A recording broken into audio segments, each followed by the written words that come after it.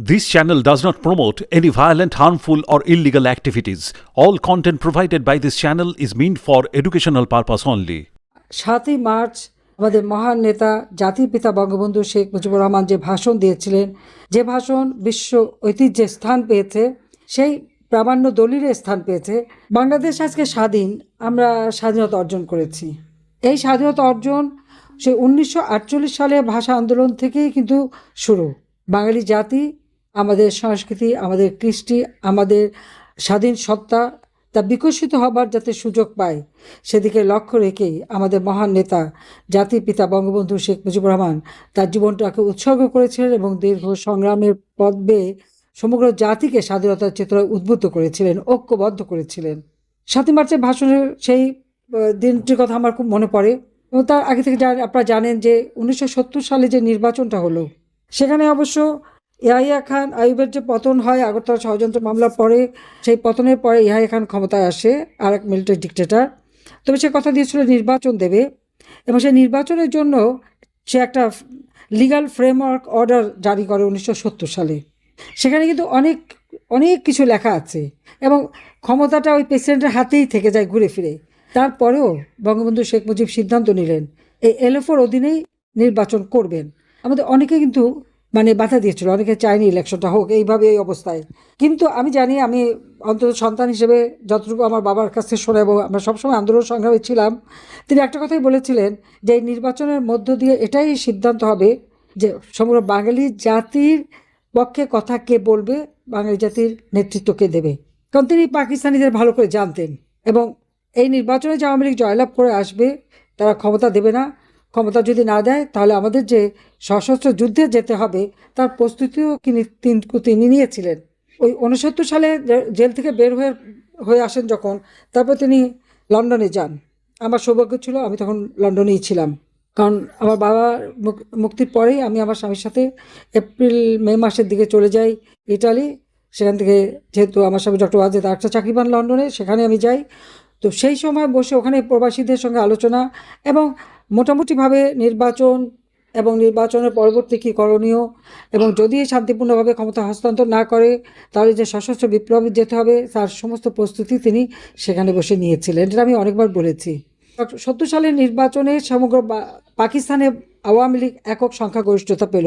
এটাই মাথা খারাপ হয়ে গেল পাকিস্তানি হানাদার বাহিনী বা সামরিক জান্তাদের, কারণ তারা ওটা ভাবতেই পারেনি যে একটি দল এভাবে জয়ী হতে পারে, এটা তাদের ধারণার বাইরে ছিল। জাতীয় সংসদ বসবে, সংবিধান রচনা করবে, শাসনতন্ত্র রচনা করবে, এগুলি তো কথা দেওয়াই ছিল। কিন্তু 1 মার্চ যখন ঘোষণা আসলো যে 3রা মার্চে বাংলাদেশে অর্থাৎ তখনকার পূর্ব পাকিস্তানেই এই জাতীয় সংসদের বৈঠক হওয়ার কথা, এটা বঙ্গবন্ধু শেখ মুজিবেরই সিদ্ধান্তে। তো সেই ঘোষণাটা দেওয়া হলো যে 3রা মার্চ জাতীয় পরিষদ বৈঠক হবে না, এটা গণপরিষদ হিসেবে সংবিধান রচনা করবে। স্টেডিয়ামে ক্রিকেট খেলা চলছিল, সঙ্গে সঙ্গে খেলা বন্ধ হয়ে গেল। সমস্ত দর্শক স্লোগান দিতে দিতে বের হয়ে আসলো, সব এক হয়ে গেল। এবং সেই থেকে 32 নম্বর বাড়িটা তখন এমন একটা বাড়ি, ওই জায়গা থেকে যা সিদ্ধান্ত আসে সেই সিদ্ধান্তই কার্যকর হয়। সমস্ত আওয়ামী লীগের নেতারা সেখানে কাজ করছেন অনবরত। এবং বঙ্গবন্ধু পূর্বাণী হোটেলে তখন সমস্ত মেম্বারদের নিয়ে মিটিং ছিল, সেখানেই ঘোষণা দিলেন যে 7ই মার্চে তিনি ভাষণ দেবেন। এই ঘোষণা দেওয়ার সাথে সাথে সারা বাংলাদেশ থেকে কিন্তু মানুষ ছুটে এসেছে। এটা কল্পনাও করা যায় না যে এত অল্প সময়ের মধ্যে এত মানুষ চলে আসে। এবং ইতিমধ্যে সর্বক্ষণ আপনারা জানেন যে প্রত্যেকটা মানুষ মিছিলে মিছিলে 32 নম্বর সয়লাভ হয়ে যেত। 7ই মার্চের ভাষণের আগে অনেকে অনেক পরামর্শ দিয়েছেন, অনেকে অনেক কথা বলেছেন, অনেকে লিখিত কাগজও দিয়েছেন। যেদিন ভাষণ, আমার এখনও মনে আছে, কথা আমি অনেকবার বলেছি, যে আমার মা সবাইকে বললেন যে এখন সবাই মাঠে চলে যান। আব্বাকে খাবার দিলেন, খাওয়ার পরে উনি ঘরে আসলেন, আমি আব্বার মাথার কাছে বসা, রেহানা পায়ের কাছে বসা, মা এসে মোড়াটা টেনে বসলেন। শুধু একটা কথা, যে অনেকে অনেক কথা বলবে, তোমার মনে যে কথা আসবে, কারণ তুমি সংগ্রাম করেছো, তুমি জানো কি বলতে হবে, আর তোমার মনে যে কথা আসবে তুমি সেই কথাই বলবে, কারো কথা শোনার কোনো প্রয়োজন নাই। এই কথাটা মা বলছেন। এর পিছনে আরেকটু ঘটনা আছে, আমি বলি। ঠিক 6 মার্চ সন্ধ্যার দিকে সিরাজুল আলম খান, আব্দুর রাজ্জাক সহ ছাত্র নেতারা এসেছিলেন, দোতলায় উঠে এসেছিলেন, কথা হচ্ছিল, আমিও ওখানে ছিলাম। তখন সিরাজুল আলম খান বারবার বলছে, নেতা কালকে কিন্তু স্বাধীনতার ঘোষণা দিতেই হবে, না দিলে সব মানুষ কিন্তু হয়ে যাবে, ফ্রাস্ট্রেটেড হয়ে যাবে। কালকে ঘোষণা দিতেই হবে। বঙ্গবন্ধু শেখ মুজিব একটা কথা বলেছিলেন, একটা হাত সিরাজুল আলম খানের কাঁধে আর একটা হাত রাজ্জাকের কাঁধে কাঁধে রেখে শুধু একটা কথা বলেছিলেন, leader should lead the lad, lad should not lead the leader. কী করতে হবে আমি জানি, যা তোদের যে কথা বলছি সেই কাজ কর। পরের দিন যখন যাবেন তখন তো মা ওই কথা বলে দিলেন, আবার শুয়েছিলেন, মাথাটার কাছে আমি বসে বসে মাথা হাত বুলিয়ে দিচ্ছিলাম। তারপর যখন সময় হলো তিনি রওনা হলেন। হাজি মোর্শেদ সাহেব ছিলেন যশোরে, উনি গাড়ি চালিয়ে নিয়ে যাচ্ছিলেন, আমরাও আর একটা গাড়িতে উঠলাম, ডক্টর ওয়াজেদ সাহেবই গাড়ি চালাচ্ছেন, আমি রেহানা, আমার খালাতো বোন জেলি, আমরা সেই গাড়িতে। সেই ভাষণ আমাদের সৌভাগ্য হয়েছে ওখানে দাঁড়িয়ে শোনার। মাঠে কিছুক্ষণ ছিলাম, তারপর পিছনে পাশে এসে দাঁড়িয়েছিলাম গাড়ির কাছেই। ভাষণ শেষে তিনি যখন ফিরে এলেন আমরাও রওনা হলাম। আমি আসছিলাম ফুলার রোড দিয়ে, কিন্তু ওখানে ইঞ্জিনিয়ারিং ইউনিভার্সিটি এবং বিভিন্ন সমস্ত মানুষ ওখানে আমাদের গাড়ি ঘিরে ধরে স্লোগান দিচ্ছে। আমরাও নেমে তাদের সাথে স্লোগান দিলাম। কিছুক্ষণ স্লোগান দিলে বাসায় ঢুকলাম। ঢোকার সাথে সাথে আমি দোতলা দিয়ে ওঠার সাথে দেখি সিরাজুল আলম খান, আমাদের আব্দুর রাজ্জাক সহ তো সবাই ওখানে দাঁড়ানো। সিরাজুল আলম খান বলছেন, নেতা এটা কী হলো, সব মানুষ ফ্রাস্ট্রেটেড হয়ে চলে গেছে, আপনি স্বাধীনতার ঘোষণা দিলেন না। আমি একটু অবাক হয়ে গেলাম। আমি সাথে সাথে আমি একটু কথাই বলে উঠলাম, আমি বললাম যে আপনি মিথ্যা কথা বলছেন কেন, মানুষ ফ্রাস্ট্রেটেড হবে কেন, আমরা তো এখন আসছি, আমাদের গাড়ি আটকালো, মানুষ মনে হচ্ছে খয়ের মতো ফুটছে, তারা পেয়ে গেছে, তারা স্লোগান দিতে দিতে খুশিতে লাফাতে লাফাতে যাচ্ছে, তারা জানে যে তাদের কী করতে হবে সেটা তারা জেনে গেছে, তা আপনি এরকম মিথ্যা কথা বললেন কেন। আমার বলতে বাধ্য হলাম, কথাটা সত্যি, কারণ আমরা নিজেরা দেখছি যে গাড়ি আমরা এগোতে পারছি না, মানুষের যে স্বতঃস্ফূর্ততা, অর্থাৎ মানুষ যা চায় তা পেয়ে গেছে। কেন? তার কারণ বঙ্গবন্ধু তো নির্দেশ দিয়েছিলেন। সেই ৭ই মার্চের ভাষণে তিনি কী বলেছেন? বলেছেন ঘরে ঘরে দুর্গ গড়ে তোলো, যার যা কিছু আছে তাই নিয়ে শত্রুর মোকাবেলা করতে হবে, প্রত্যেকটা ঘর একটা দুর্গ হবে, প্রতিটি মানুষ। এবং তাদেরকে তিনি নির্দেশ দিচ্ছেন যে তোমরা নিজেরা যার যা কিছু আছে তাই নিয়ে শত্রু মোকাবেলা করো। রক্ত যখন দিয়েছি আরও রক্ত দেবো, এদেশের মানুষকে মুক্ত করে ছাড়বো ইনশাল্লাহ। এবারের সংগ্রাম মুক্তির সংগ্রাম, এবারের সংগ্রাম স্বাধীনতার সংগ্রাম, এর থেকে আর কি বাকি থাকে বলার? এবং সেই ঐতিহাসিক যে কথাটা যে আমরা যখন মরতে শিখেছি কেউ আমাদের দাবায় রাখতে পারবে না, এই যে কেউ আমাদের দাবায় রাখতে পারবে না, বাঙালি জাতিকে কেউ দাবায় রাখতে পারবে না, এটা হচ্ছে সবথেকে বড় কথা। সেই কথাটাই তিনি সেখানে উল্লেখ করলেন, যে অসহযোগ আন্দোলনের ডাক তিনি দিয়েছিলেন, প্রত্যেকটা শ্রেণী পেশার মানুষ তা অক্ষরে অক্ষরে পালন করেছে।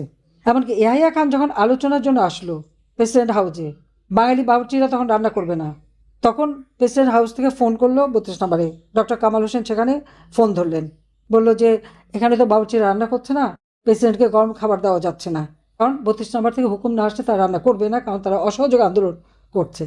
তখন আব্বা হেসে দিয়ে বললেন যে ঠিক আছে, ওদের বলো তাদের রান্না টান্না করে খাওয়াতে। তো মানুষ যে কীভাবে সাড়া দিয়েছে সেটাই আপনারা চিন্তা করে দেখেন। 32 নম্বর বাড়িতে সেখানে নেতারা মিটিং করতেন, বসতেন, পরের দিন কী করণীয় তার একটা নির্দেশিকা তৈরি হতো।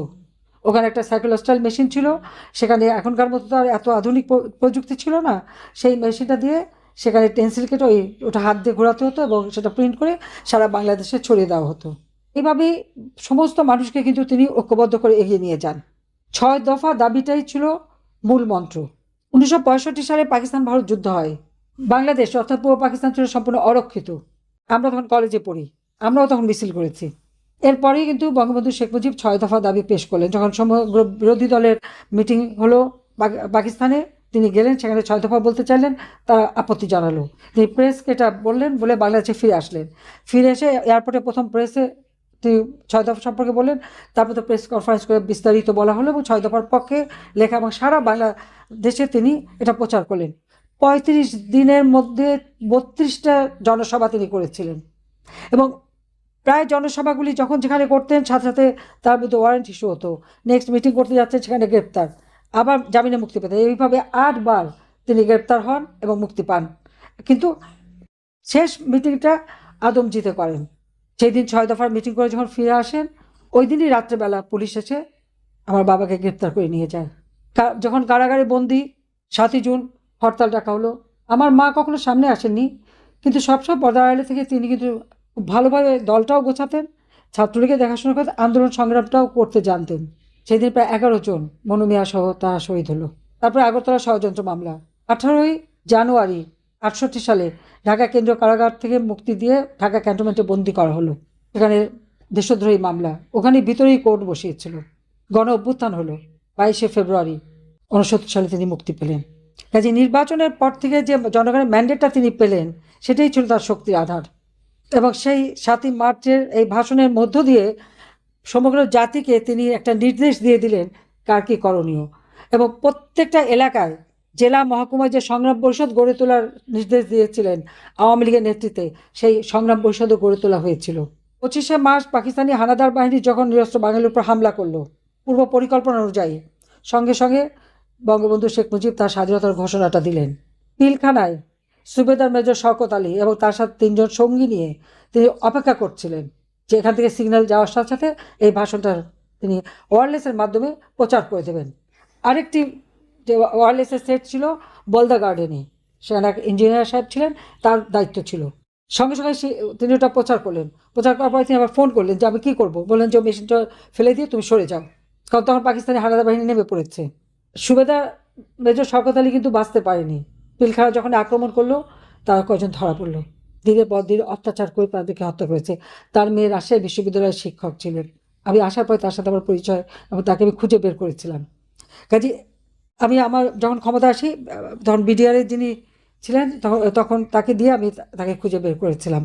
কাজে এইভাবেই কিন্তু এই স্বাধীনতা 7ই মার্চের একটা অবদান।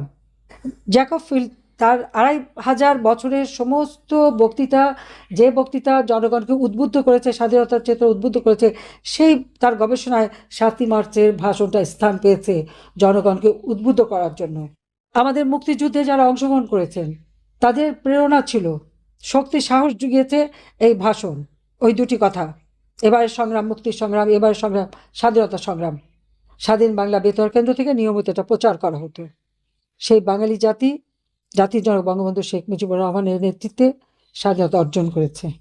দুর্ভাগ্য আমাদের, স্বাধীনতার সুফল যখন জনগণের দৌড়ে পৌঁছে দেবেন, যখন সমস্ত কিছু তিনি করলেন, বাংলাদেশটাকে স্বল্পোন্নত দেশে উন্নীত করলেন, 9% প্রবৃদ্ধি অর্জন করলো বাংলাদেশ, তখনই 1975 সালে 15 আগস্ট নির্মমভাবে হত্যা করা হলো। যে বাড়ি থেকে স্বাধীনতার ঘোষণা দিয়েছেন, যে বাড়ি থেকে অসহযোগ আন্দোলন পরিচালনা হতো, যে বাড়িতে থেকে 6 দফার প্রচারে তিনি যেতেন, সেই বাড়িটা 5ই আগস্ট 2024 আগুন দেওয়া হলো। যুবদলের এক নেতা রোমান হাওলাদার নাম, সে আগুন দিল।